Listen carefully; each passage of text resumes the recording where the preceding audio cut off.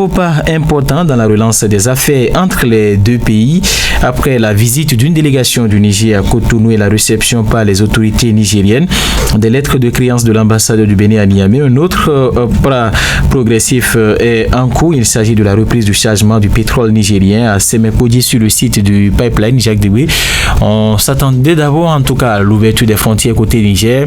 On pourra dire que les choses vont en tout cas vite dans le dégel de cette crise qui oppose les deux pays. On annonce très prochainement la reprise des activités à travers donc le chargement de ce navire. En tout cas, il y a de petits pas qui sont en train d'être posés depuis quelques semaines maintenant et qui témoignent de la volonté des deux pays d'aller de l'avant, de conjuguer cette crise-là au passé. Il y a eu, je vais dire, cette visite de nos deux anciens présidents, Nicéphore Soglo et Thomas Bouniaï à Niamey, je crois en juin dernier. Quelques semaines plus tard, c'est une délégation nigérienne conduite par le ministre Mohamed Toumba qui était à Cotonou pour discuter avec les autorités béninoises et voir donc les portes de sortie de cette crise-là. Et puis voilà, il y a notre ambassadeur qui a pris service à Niamey, Gilda Sagoncan. Il y a également juste à peine 2 semaines, on annonce également la reprise des activités en ce qui concerne l'ambassade du Niger à Cotonou.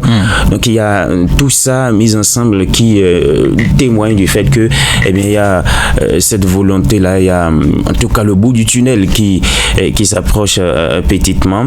Et donc cette nouvelle qui est tombée hier au cours de la journée, déjà dans la matinée je vais dire, information de nos confrères de RFI, Radio France Internationale, qui parle donc de la reprise, le pétrole nigérien qui va encore de nouveau être transporté via la plateforme terminale de Semekodi.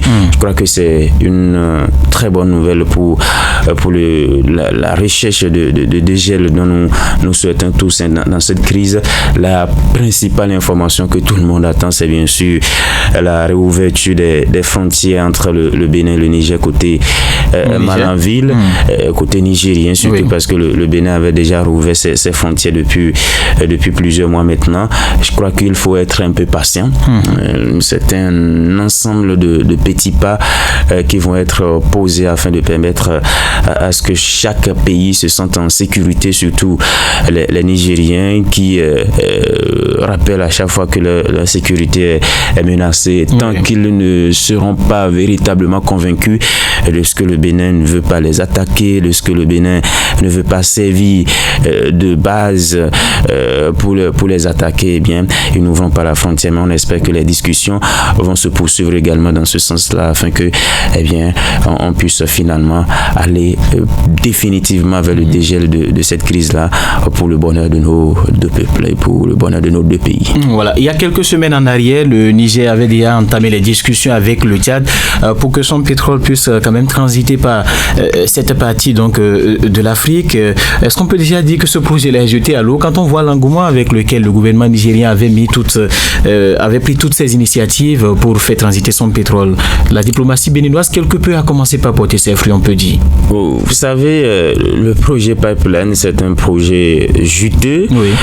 Quand vous faites un peu l'histoire de ce projet, comment le Bénin a gagné ce marchand de griffes chez les Nigériens, ça a été une haute lutte. Donc chaque pays, les pays voisins du Niger, le Nigeria, le Tchad et bien d'autres pays voulaient de ce projet-là. Donc ils sont aux aguets. Et quand une opportunité se présente, on ne va pas leur reprocher de vouloir en profiter. Et donc comme le Niger et le Bénin étaient fâchés ou sont d'une manière ou d'une autre toujours fâchés, eh bien le Niger voulait tourner dos. C'est un peu comme dans une relation amoureuse avec votre femme, quand ça ne va pas, voilà, on est un peu fâché, on va aller chercher, voir ailleurs rapidement. Mais bon, on finit peut-être par s'entendre et revenir sur de meilleurs sentiments. C'est ce qui se passe actuellement entre le Bénin et le Niger. Moi, je suis sûr que je commence quand même pas à être assez optimiste par rapport à cette crise-là. Les deux pays vont finir par fumer le calumet de la paix il ne reste peut-être que quelques détails sur lesquels il faut s'entendre, quelques points d'ombre à corriger, et puis voilà, d'ici là, eh bien, ça va être, parce que reprendre tout cet investissement, on en a parlé il y a quelques semaines, c'est pas aussi une main, ça fait toutes ces infrastructures à reconstruire, tout ce qu'il faut, voilà, renégocier en termes de cadre juridique qui entoure le projet. Ça ne va pas se faire d'un claquement de doigts, ça va prendre beaucoup de temps, peut-être même des années.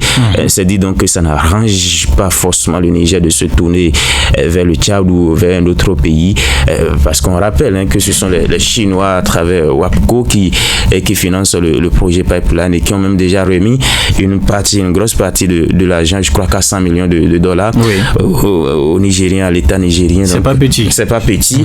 Où est-ce qu'il faut retrouver tout cet investissement et encore retourner à la case de départ? Je crois que ça allait être véritablement compliqué.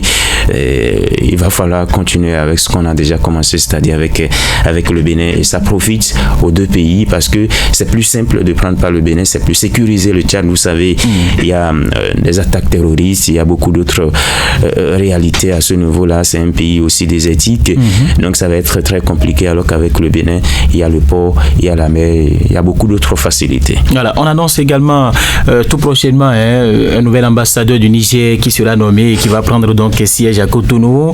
Bien d'autres choses sont annoncées. Je crois que progressivement, c'est ce qu'on attend tous, et d'ici peu, avec la reprise des activités du pipeline, on aura bientôt donc ce dégel définitif entre les deux pays. Mais est-ce que après ce dégel-là, les relations vont rester ou vont redevenir comme par le passé? C'est quand même un peu difficile de penser à cela. Il faut reconnaître il y aura toujours un pas en arrière côté Niger. Les choses ne seront plus comme avant.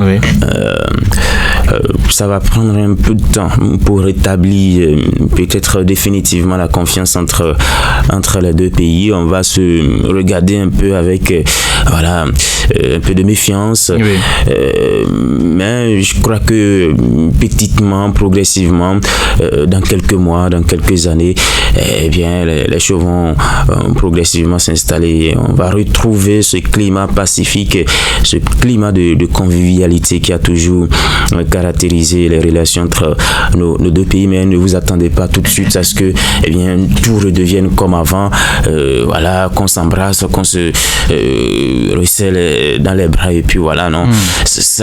L'essentiel d'abord pour moi, c'est qu'on puisse déjà rétablir les relations commerciales, économiques et autres. Le reste, cette confiance, cette convivialité qu'il y a eu toujours entre nos deux dirigeants, entre nos deux peuples, vont revenir progressivement, et on va retrouver les relations d'entente. Mais ça va pas être tout de suite. Vous savez, je caricature toujours, c'est un peu comme aussi les relations entre deux amis. Lorsque il y a une mésentente profonde à une certaine période, même lorsqu'on vous réconcilie, ça ne prend pas tout de suite. C'est vrai, vous fumez le camion de la paix, mais il faut un peu de temps, quelques jours, quelques semaines, avant que les choses ne reviennent dans l'ordre normal des choses. Ça va être également le cas entre nos deux peuples. Il faudra négocier, parler, discuter, continuer à se parler en coulisses, pas forcément devant micro et caméra.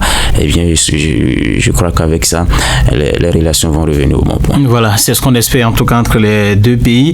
Le dégel définitif donc des relations entre le Bénin et le Niger.